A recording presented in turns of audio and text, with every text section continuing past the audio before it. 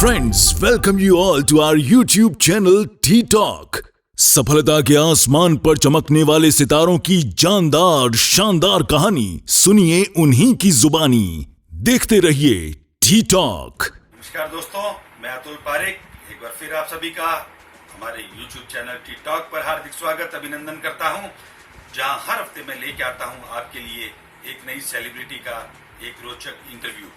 इसी क्रम में आज मैं आपको मिलवाने जा रहा हूं एक international taekwondo player Richa God से। जी, रिचा गॉड जो कि इंटरनेशनल लेवल पे गोल्ड और ब्रॉन्ज मेडलिस्ट हैं और बचपन से ही इन्होंने इस खेल में आगे बढ़ने का सोच लिया था। रिचा गॉड को मैथाई क्वीन ऑफ इंडिया भी बोला जाता है। ये एक ताइक्वांडो की एक मार्शल आर्ट की एक विद्या है और इनको क्वीन ऑफ इंडिया इस क्षेत्र में इसलिए बोला जाता है क्योंकि इन्होंने हैट्रिक ली थी गोल्ड मेडल की मैथाई मार्शल आर्ट की एक विद्या में। लगातार 3 बार इन्होंने गोल्ड मेडल हासिल किया था। इनको भारत के राष्ट्रपति द्वारा जो वीमेन एम्पावरमेंट के क्षेत्र में top 100 womens achievers in India जो अवार्ड होता है उससे भी नवाजा जा चुका है।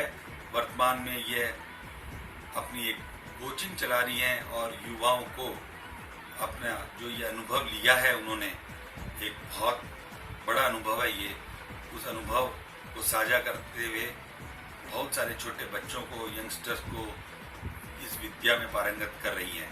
तो अब हम स्वागत करते हैं रिचा गॉड का। So let's welcome on the board with huge round of applause, Richa God.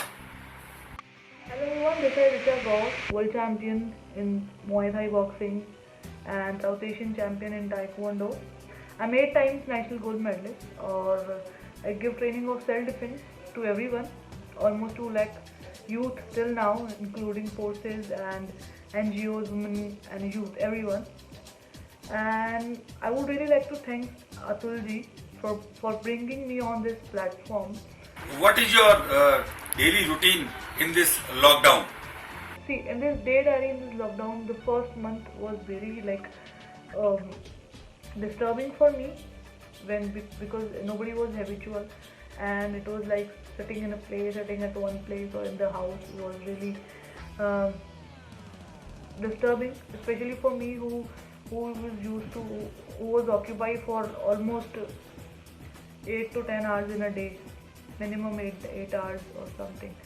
So it was difficult for me, but now everything is on track. When I wake up in the morning, I do meditation. Even if I wake up at 6 or if I wake up at 7, even sometimes I wake up late also, but then not beyond the 9 a.m. But I do meditation.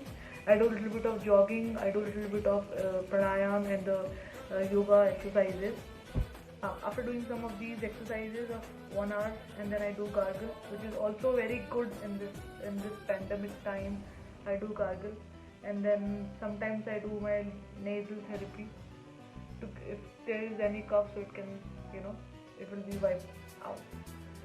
So this is the good thing I have learned. And then I help my family. I help my mother, and I have a niece also. I play with her in the day hours, and then I do my academy stuff because our target is to organize, to give training self-defense to at least 50 lakh girls in this country. So I do study and data related work on my laptop. I do my academy work about syllabus and how the sports can be developed or how self-defense can be developed in this pandemic time through webinars or through anything. So I also take webinars or sessions, and this I try to keep myself busy, or I play also in my house with my niece. And then after that I take a little power nap, and then in evening I take my online session, academy session. I give session to my students who are learning actually from last 4 months with me. They do work out together with me. We do it online, which is very I think it is fun because I'm able to see them each and every minor mistake or what are they doing. It's like a peeping out from a camera, peeping out from a khufia camera sort of. It's like that. So I enjoy that stuff. I work out with them in the evening. I train them. I give them training of taekwondo sometimes. Kickboxing, sometimes self-defense or some competition skills, but they do something for at least non-stop 1 hour. So I enjoyed that part. I always enjoy that part in the evening. And then people have a myth that we know that we cannot learn through online. ऐसा नहीं है. अगर coach अच्छा है, trainer अच्छा है, coach अच्छे से समझा सकता है, अगर एक्सप्लेन करने वाला अच्छा है और स्टूडेंट में इंटरेस्ट है, स्टूडेंट के अंदर इंटरेस्ट है सीखने के लिए एनी वर्क, वो सीख लेगा. इंस्ट्रक्शन और गाइडेंस बहुत काफ़ी होती है. ओके, इसके बाद I take little bit of my protein shake because exercise के बाद वीकनेस फील नहीं हो, so I do little bit of protein. I eat any protein, soybean और प्रोटीन शेक और milk even. Then I read novels related. I read books related with my studies because I'm studying as well, or I'm studying those topics which will help anybody in the related to the health, related to exercises, related to physical education, related to sports. So I study those topics. I'm studying related to body type क्योंकि सबका body type अलग अलग होता है. This is how my day goes on. आप हमें जो आपकी कला है, जो आपकी सेल्फ डिफेंस की जो कला है, उसके 1-2 स्टेप्स करके बताएं, स्पेशली गर्ल्स की सेफ्टी के लिए.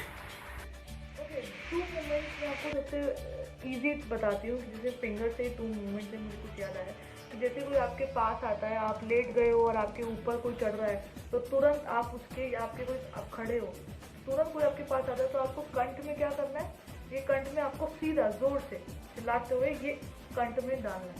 या फिर आपको कोई पास आ रहा है, क्योंकि कोई भी आपको छेड़ने आएगा या किसी क्रिमिनल माइंड से आपके पास आएगा तो वो आपको पकड़ेगा, पास आएगा. जैसे ही पास आएगा आप सीधा कंठ से आप मार सकते हो.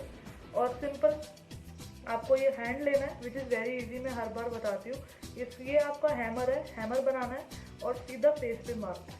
ये जैसे ही पास है, अगर उसने आपको कमर से पकड़ा है, सीधा फेस पे मारना है. बहुत सारी चीज़ें. पीछे से किसी ने आपको गर्दन से दबोच लिया है, तो आप पीछे वाले के आंखों में नोज मार के उसके अपने पाँव से उसके पाँव पे मार के, या फिर ये जो हैंड है जब सामने जाता है 2 टांगों के बीच में भी जाता है नीचे, तो ऐसे हिट करके आप वहाँ से भाग सकते हो. और वैसे आपको प्रॉपर ट्रेनिंग लेनी चाहिए, क्योंकि मोस्टली 90% लोग भूल जाते हैं.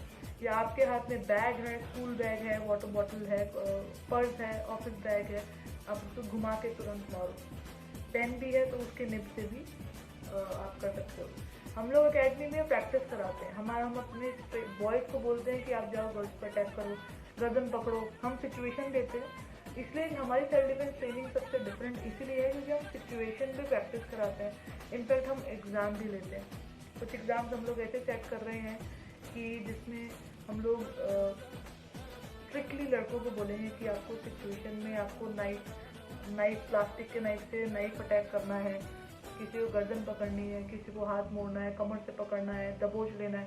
फिर लड़की जब ट्रेनिंग कर चुकी होगी इतने टाइम में, जो एडवांस ट्रेनिंग सीख चुकी है, फिर उसको निकलना है, तो वो जब वो फाइट फेस करेगी तो उसको अपने आप वो कॉन्फिडेंस आएगा. The more you do practice fight, जैसे ही हम अकेडमी में प्रैक्टिस फाइट कराते हैं, तो प्रैक्टिस फाइट करते करते कॉन्फिडेंस आता है, चाहे वो गर्ल हो या बॉय हो, कि हाँ कुछ फाइट जैसा कुछ सीन है.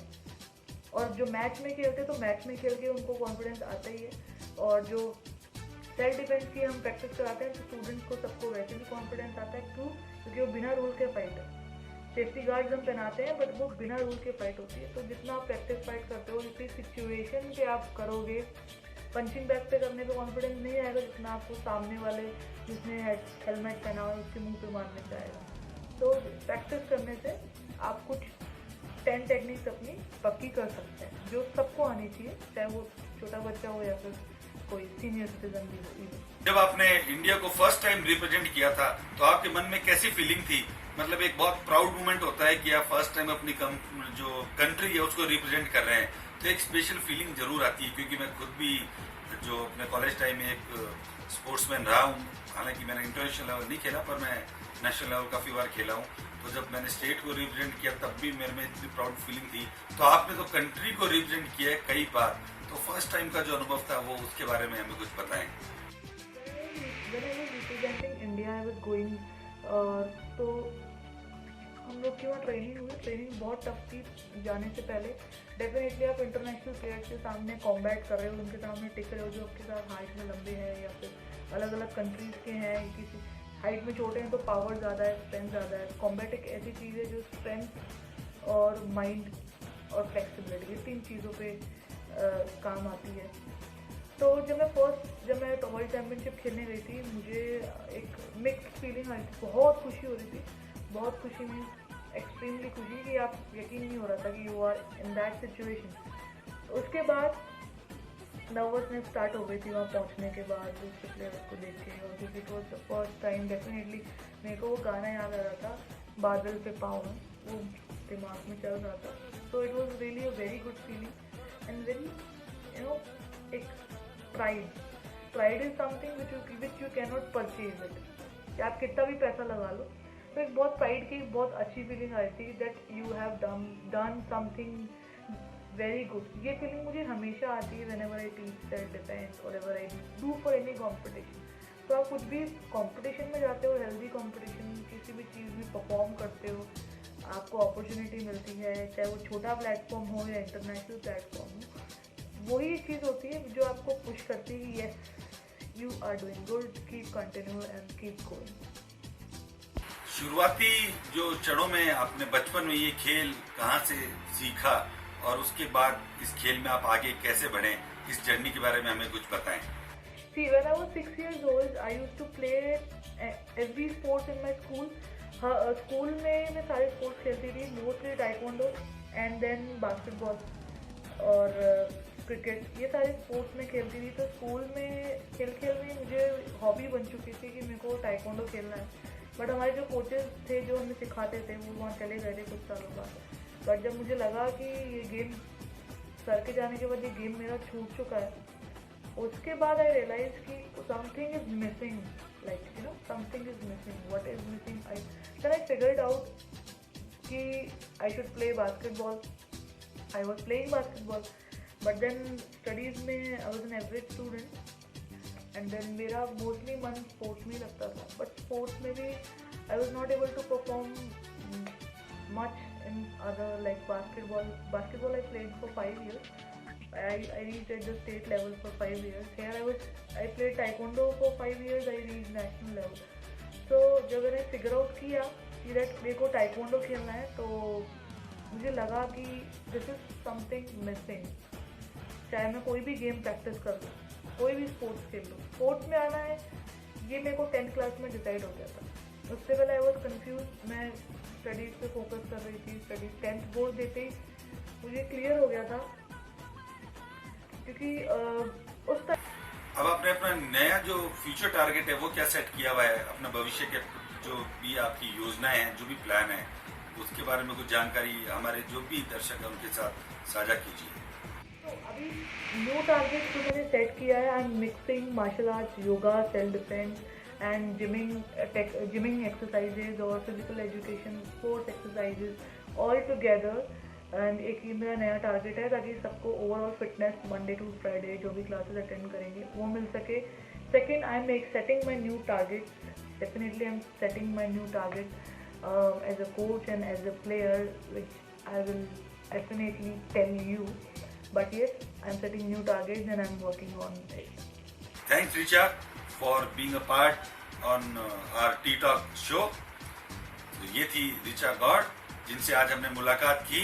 अब अगले हफ्ते में फिर आपके साथ हाजिर होंगे एक नई सेलिब्रिटी को लेके, और हमारे चैनल को आप सब्सक्राइब करिए और जुड़े रहिए हर हफ्ते एक नई सेलिब्रिटी से जानदार शानदार बातें करने के लिए और उनसे कुछ रोचक सवाल जवाब जानने के लिए। Thank you.